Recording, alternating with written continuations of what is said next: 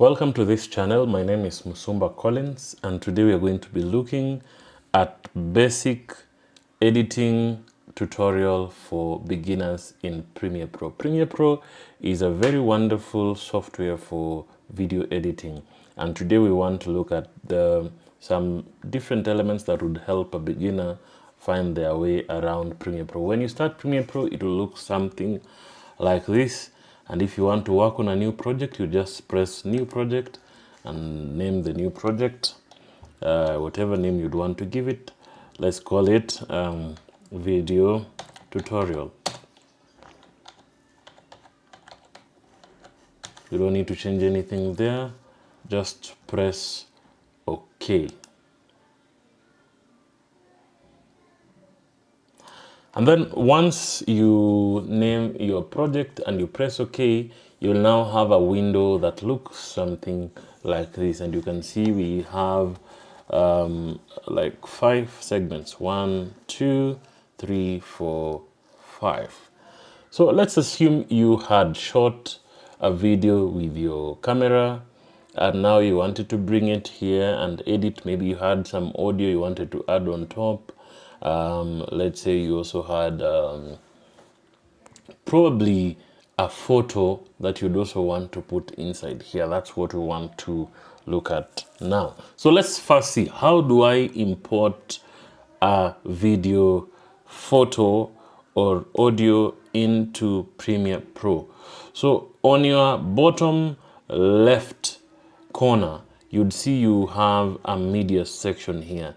This is where we deal with all our media, whether it's photo, video, or audio. And there are 2 different ways, or rather 3 different ways of importing a file into Premiere Pro. The first one is go to the top left corner and press File, and then choose Import. And then it will open a folder. Just open the folder where your video is and select that particular video. Go to the section where you have your videos, select that particular video that you need. Just a moment so that we can get there. Let's choose a video quickly. Let's choose a video.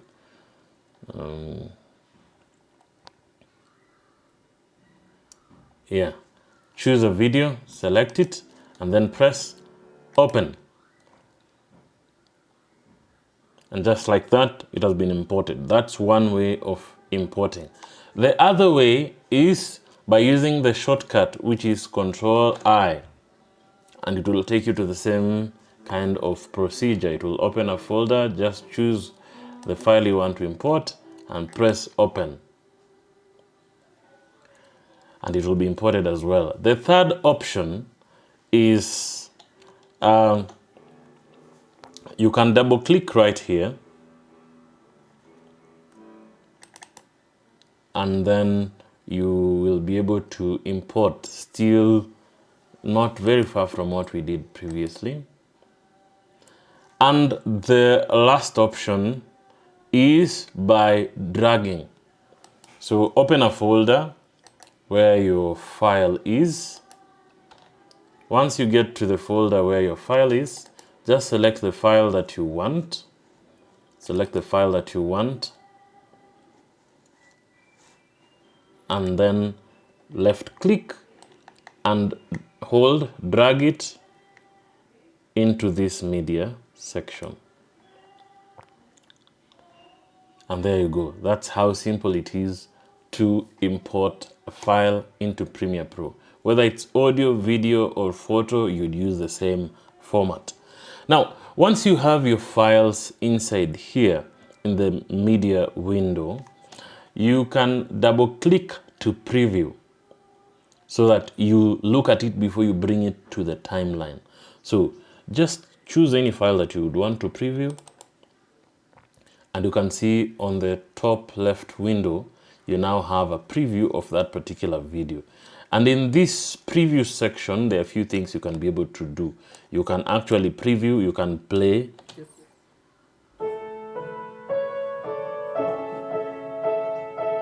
And you can literally move and listen through or watch at whatever point you'd want.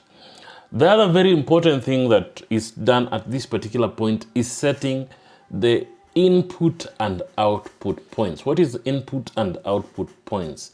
You have shot a video footage of, this is 1 minute 17 seconds. And probably in that 1 minute 17 seconds, it's only 40 seconds that you need. Because, for example, at the very beginning, you started recording and it took like 5 seconds before the activity that was to be recorded started. So you'd put your cursor at the point where you want to, at the point where it began, or the point where you want your footage to start, and press I to set the input point. And then you go through your footage, and once you get where you think you want the output point to be, you press O. And once you've done that, you can now import this into the timeline. And here you have 3 options. You can import it as the whole of it, video and audio, by clicking on that preview, left click, hold, drag it into the timeline here, and it will create a sequence like that. That is the first option.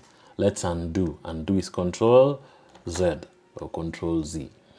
The other option is if you want to only import the video alone without audio, you would come to this icon here, which is saying drag video only. Left click and hold, and then drag it and drop it into the timeline, and you'll have your video only without audio. If you play, it doesn't have audio. The other option is if you want to only import the audio from that video. You come to this wave icon here, left click and hold, and then drag it into an audio track there, and you can see you only have audio alone. If you play, there's no video to it. So for us, we want to pick the whole of it. So go to the preview, left click, hold, drag and drop. And here we have, now in our sequence, this is, whatever we have in our sequence, this will be the final thing. After editing, definitely this will be the final thing. And now if you play, you can see we have both our audio and video. Now, just a brief introduction in what we have here in our timeline. Now, in our timeline, we have 2 types of tracks. We have audio tracks. Audio tracks are these ones below, the ones with A. A1 is an audio track, A2 is an audio track, A3 is an audio track. Each of them is an audio track, and you can add more if you wish. And above here, we also have video tracks, the ones you're seeing with V1, V2, the ones with V's, those are video tracks. Now, there are a few icons you can see here. Now, there's one that they share, and one is, that one is this lock icon, the one that looks like an open padlock. If you click on it and it locks, it means this particular track that you have locked, you can't move. You can't move that footage or audio that is there. It has been locked. You can't edit it, you can't move it across the timeline. And in most cases, we use this when we have completed editing a particular footage and we don't want to move it by accident. We lock it so that we can work on other things. And it only locks that particular track because, as you can see, this audio track is not locked, and so you can be able to move it up, left or right across the timeline. So if you want to unlock, just click on it. When it's unlocked, it is white. Now, the other thing we want to see, if you look at the video tracks, you can see they have an icon that looks like an eye. This is the one that allows you to disable the viewing of that particular track or enable the viewing of that particular track. When you want to enable the viewing, the eye will look as it is right now. When you want to disable, you click on it and it will put a stroke on that eye.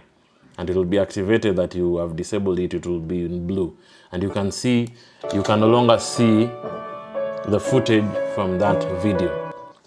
But if you click on it once again, you can view the video.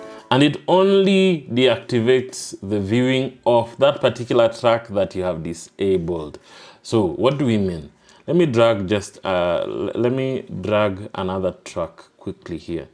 I can even drag the same one. Let me just drag it as video and put it as a second video track over here. Let me just do something like that. All right. So there we go. If I disable the viewing of the above track, you can only see that we will only be able to view the track that is below it. Let me try and pick a video that's completely different from what we have here. So I've deleted it. You just press delete on your keyboard. Let me choose a video that is completely different. Let me pick this one. This one is completely different. Let's import it by dragging and dropping in the media section. All right.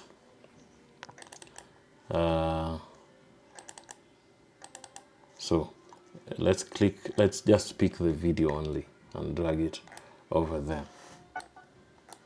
So right now you can see we have two footages here. We have one on the video track 2 and another one on video track 1. But you can only see what is at the topmost. That's what is viewable. That's what you'll be able to see. If I want to view the one that is below it, I'll have to disable the first one by clicking on that I button. And you can see now that one is no longer viewable. So we can view what is below it. If I disable also this second one, now there's nothing that we can be able to see. So that basically that's the work of that I icon. And now moving swiftly onto the audio section, we have this M icon and the S icon and this microphone icon. We want to see what they mean. M stands for mute. Mute means I am commanding Premiere Pro to stop playing audio from that particular track. So you will not be able to hear audio from a track that you have muted. Like right now, you can be able to hear audio. If I mute, you will no longer be able to hear audio from that particular track. So that's M. M stands for mute. Then S stands for solo. Assuming we had several tracks, audio tracks over here. If I press solo, I'm telling Premiere Pro, only play audio from this particular track. You won't be able to hear any other track apart from the track that has been soloed or the tracks that have been soloed. That is the work of solo. And then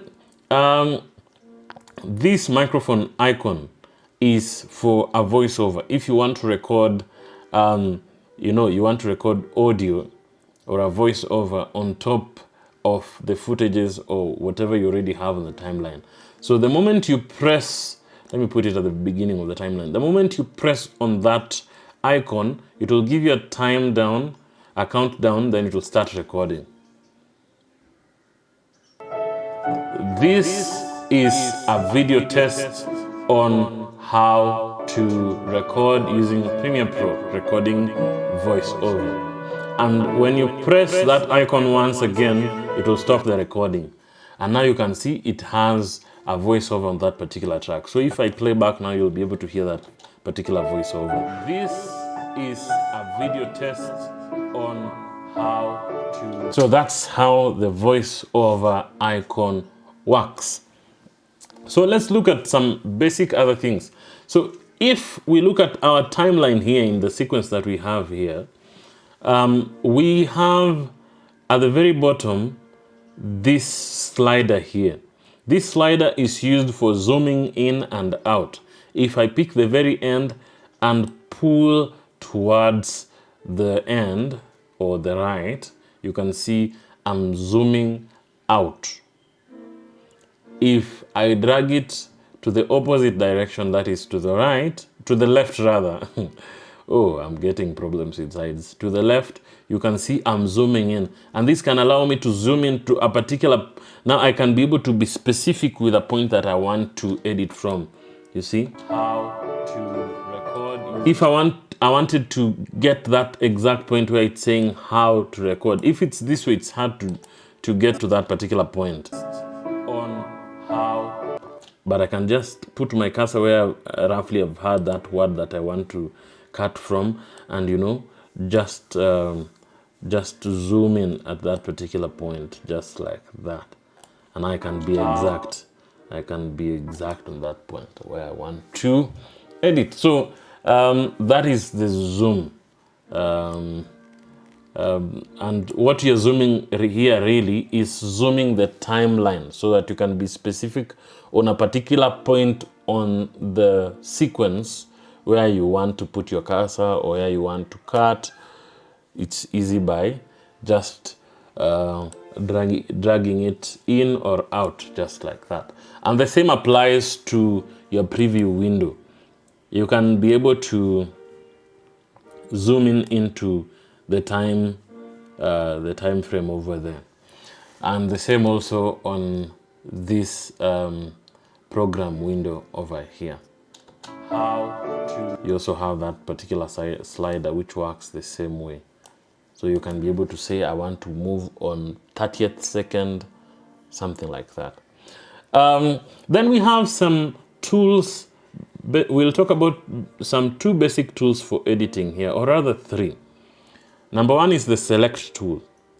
Anytime you want to select something, like the way I'm selecting this video track or that audio track, I must make sure I'm on that select tool. If you're not on the select tool, you can't be able to select. And the shortcut is V.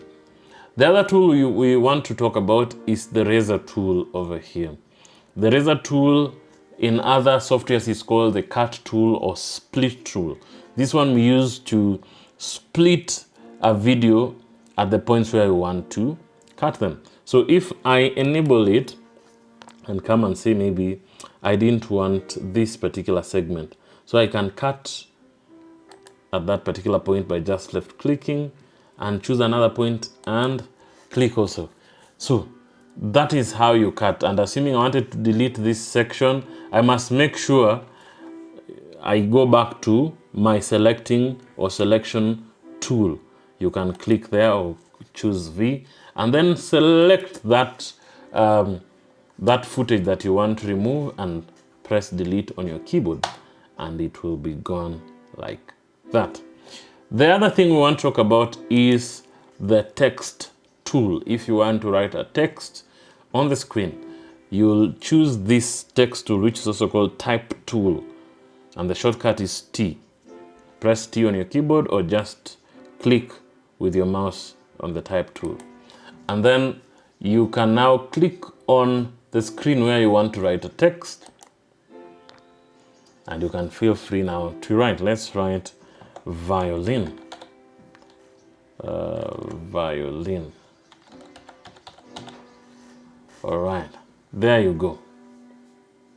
So you can see a text tool, when you click on it and create a text, it also creates a new track on video because it's something that is visually seen. So it will create a track on its own, and you can see it's very short. So if I play from the beginning here, you can see we can't see it until it starts at this point where the text started. So if you wanted this text to play all through, just go to that text track, go to the very end, and then drag it to where your track is starting, and also go to the very end and drag it up to where your last footage is ending. And now if you play, you'll be able to see it throughout your entire video footage. So those are the basic tools that we use when we are editing video, most especially as beginners. The last thing we would want to look at before we stop this tutorial is now how to export. Assuming this was your final work, and you'd want to export, you can come to File and press Export and choose Export Media. That is one option. The other option is the shortcut, which is Control M. And the beauty about this, if you're not sure about the shortcuts, just go to Export, go to Media, or whatever you want to do. When you hover around it, you'll see it shows you the shortcut right over here. So it's saying Control M. So if I press Control M, I can be able now to export. And these are the settings that I would recommend for you.